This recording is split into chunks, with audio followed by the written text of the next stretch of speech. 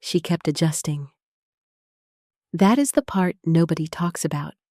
Not the dramatic moment, not the conversation where everything finally broke open. The part before that, the years of small recalibrations, lowering expectations so gradually she could not identify the moment she had done it, reorganizing her whole life around the negative space he left, the plans he canceled, the weeks that passed without a word, the version of herself she had quietly edited down to a size he seemed more comfortable with. She was not waiting for him to love her more.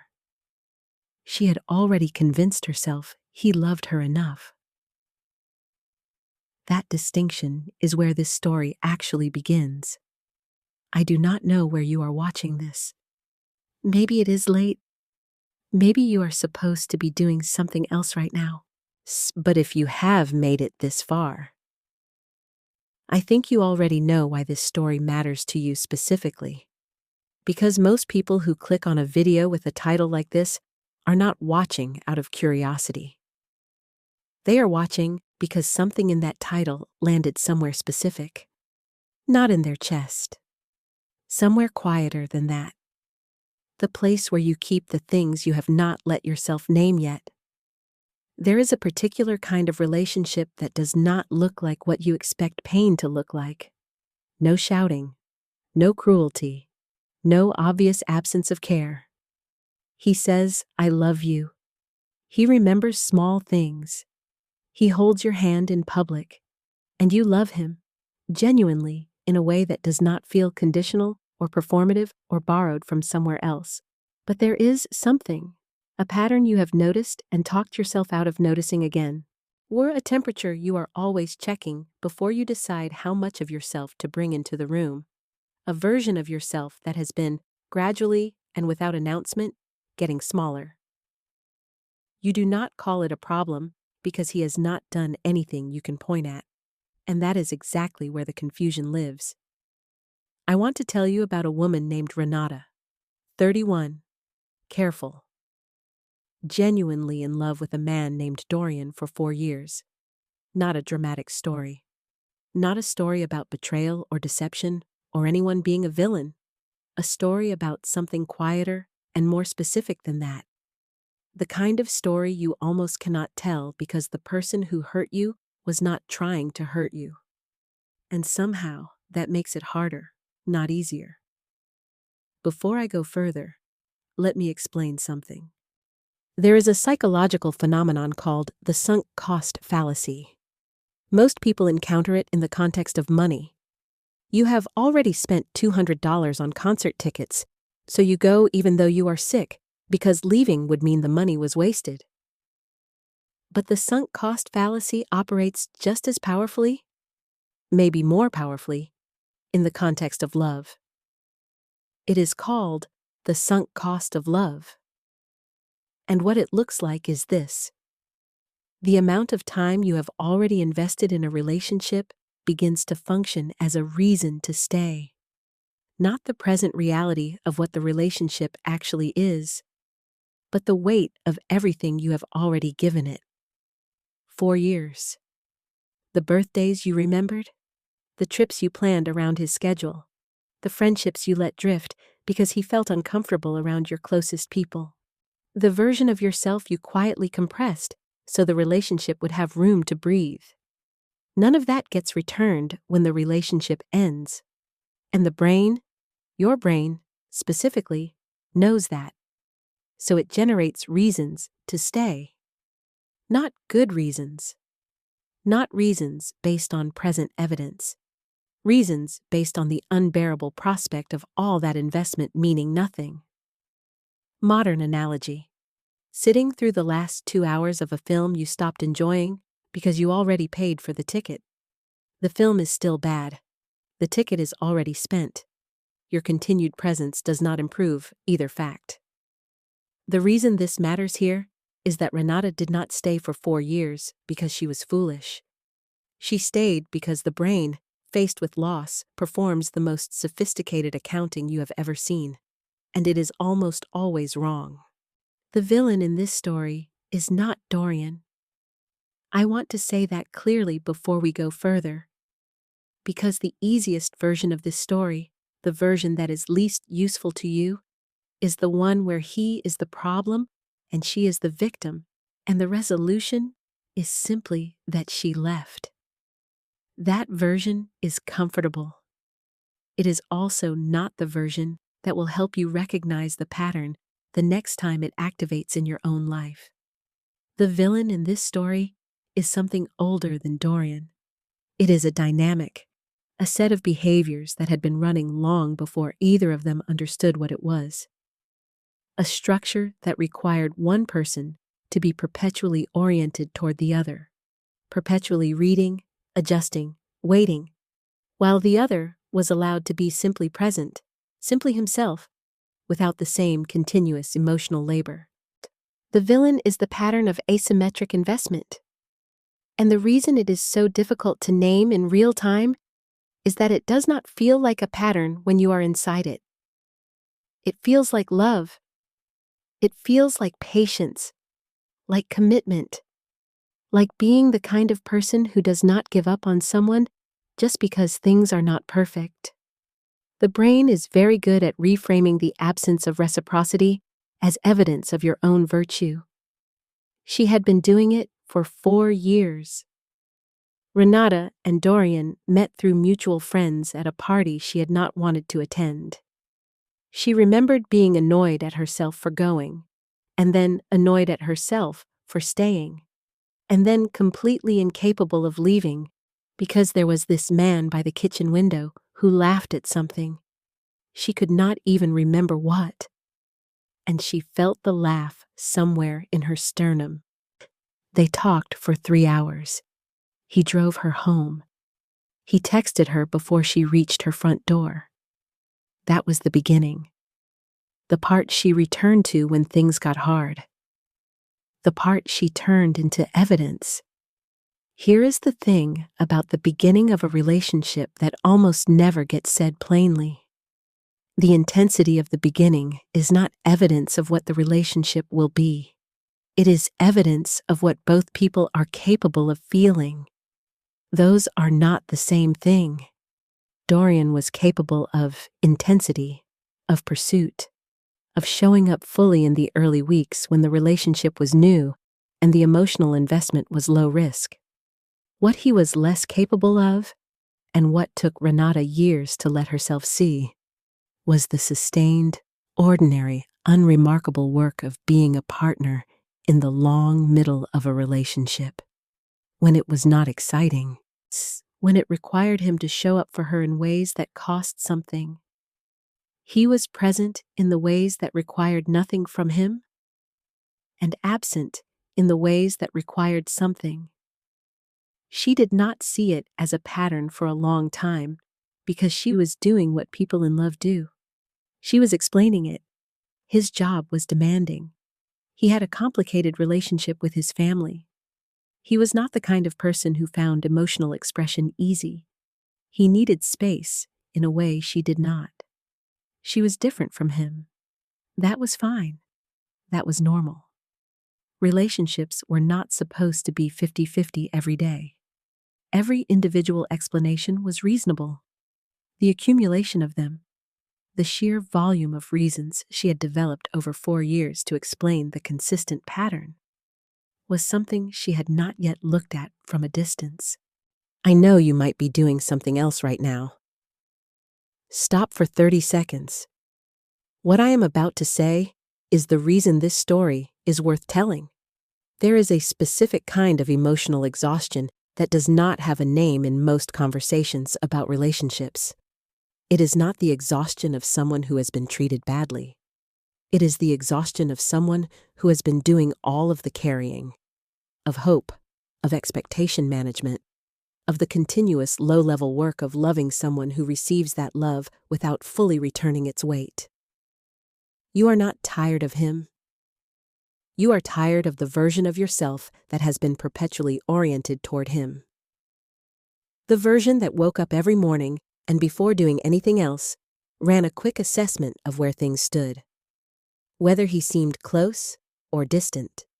Whether the previous night had been good or off, whether you had done something wrong or whether this was just how he was sometimes, that assessment, running every morning before you had even gotten out of bed, that is the thing you are exhausted by. And here is what nobody tells you about that specific exhaustion. It does not mean you love him less.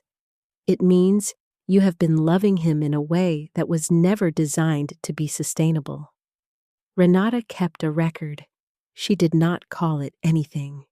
It was a notes app on her phone, and the entries were brief. Sometimes a single sentence. Sometimes just a time and a place. Tuesday. Dinner. He was on his phone the whole time. She did not know why she was writing it down. She told herself it was so she would not feel crazy later. Let me sit with that for a moment. So she would not feel crazy later. That sentence is doing a lot of work. Because the moment you begin keeping a record of a relationship, even an informal one, even one you have not consciously decided to keep, something has already shifted. You are no longer inside the relationship entirely. Part of you has stepped to the side and begun observing it. That part of you has questions. And the reason you are documenting is that you already suspect your own perception might be challenged. You are gathering evidence, not against him, not consciously, but for yourself, to confirm that what you are experiencing is real. I want to be honest about something. When I started putting this story together, I was going to frame it as a story about someone who finally walked away from a bad relationship. But somewhere around Wednesday evening, or reading through what Renata had written, not the events, but the texture of the 4 years, the specific quality of her patience, the frame shifted. Because this is not a story about a bad relationship. It is a story about a relationship that was real and loving and genuinely important to both people involved, and that still required one of them to slowly disappear inside it. Those two things can both be true simultaneously. That is the part almost no one talks about. Here is where I expect the comment someone is already typing. But if he said I love you and remembered her birthday and held her hand, how is that not enough? What more did she want? I thought the same thing when I first looked at this. And it is exactly the right question. Because it points at the real fault line in this story. The issue is not the presence of love. The issue is the form love took. Love that never costs the person giving it anything. Love that is expressed in the ways that are comfortable and withheld in the ways that require real effort is a specific kind of love. It is real. It is also not partnership. Partnership requires the capacity to be inconvenienced by someone else's needs, to show up when it is not convenient, to make space for another person's pain even when it is not the ideal moment. Dorian loved Renata in the ways that suited him.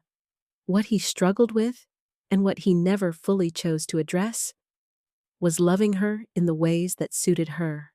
And the relationship became, over 4 years, a structure built entirely around his comfort and her adaptation. She did not build that structure deliberately. Neither did he. But she was the one doing most of the building. For a while, this is the part most people stop at. The explanation for all of this is compatibility. Some people need more emotional closeness than others. Some people express love differently. This is just two people with different attachment styles trying to find a middle ground. That reading is useful. It is psychologically accurate. It removes blame from both parties and replaces it with something more workable. A problem to be solved rather than a fault to be assigned. It is also incomplete. Because compatibility as a framework assumes that the difference between two people is static, that the gap is fixed and the work is simply about finding a position within it that both people can live with. What Renata's 4 years actually looked like was not two people finding a middle ground.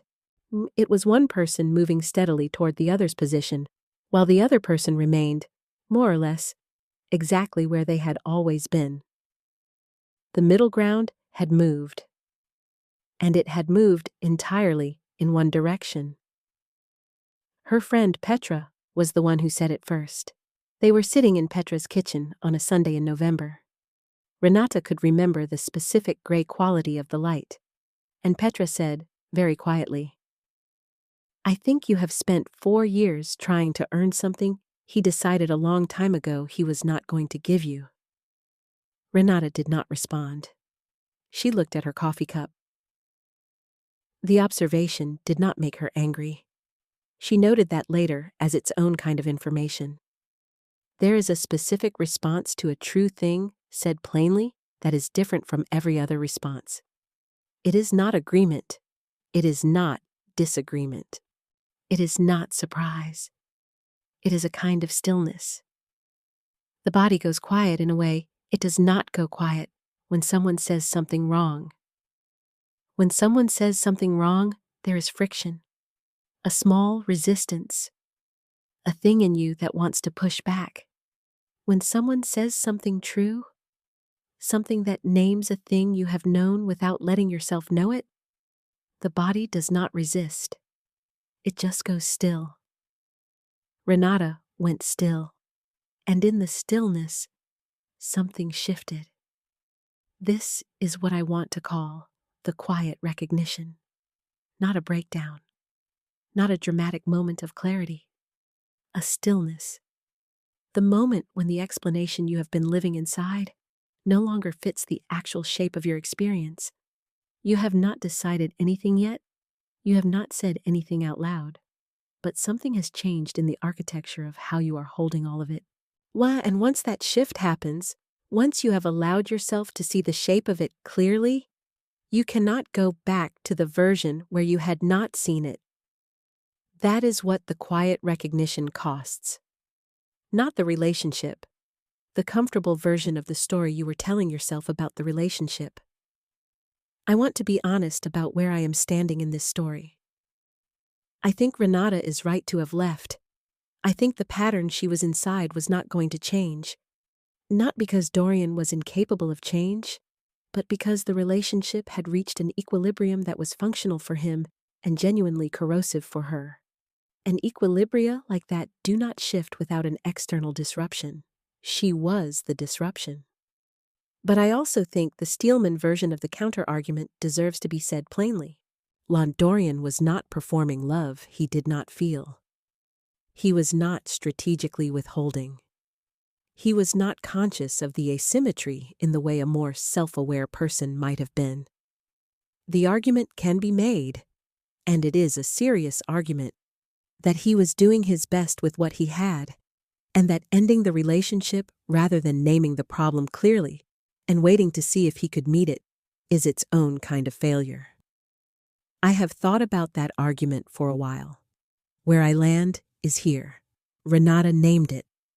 Not once, not in the final conversation, but across 4 years of adjusting her expectations and absorbing the gap between what she needed and what she received. She named it in behavior, in the Notes app, in the way she quietly stopped planning certain things. He did not see it, and that not seeing, whether it was intentional or not, is itself a form of answer. I want to be specific about something, because I think the word waiting gets used too loosely in conversations about relationships. Waiting in this context is not passive. It is one of the most active things a person can do.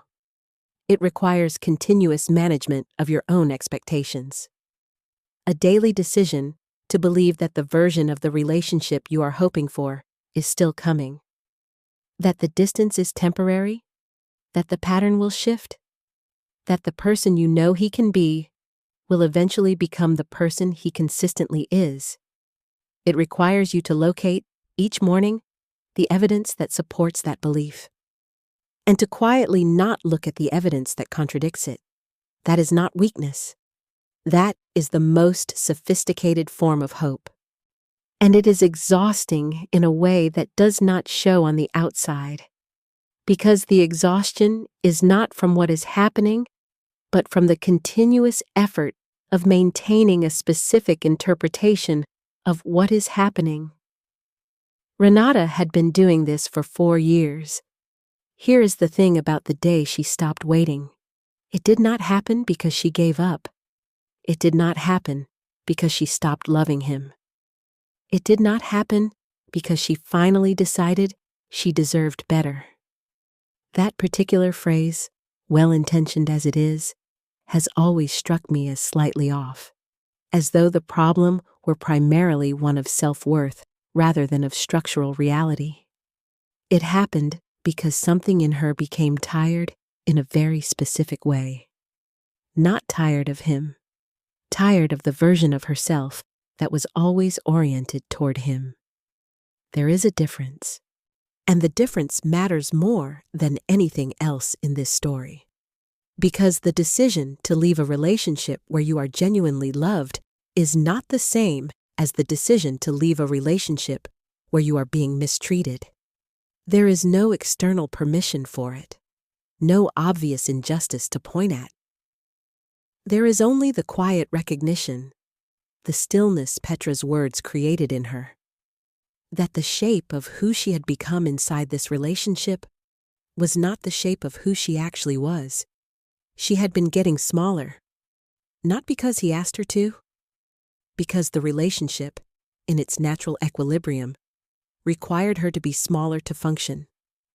And she was tired, not of loving him, of the specific size she had to be in order to do it.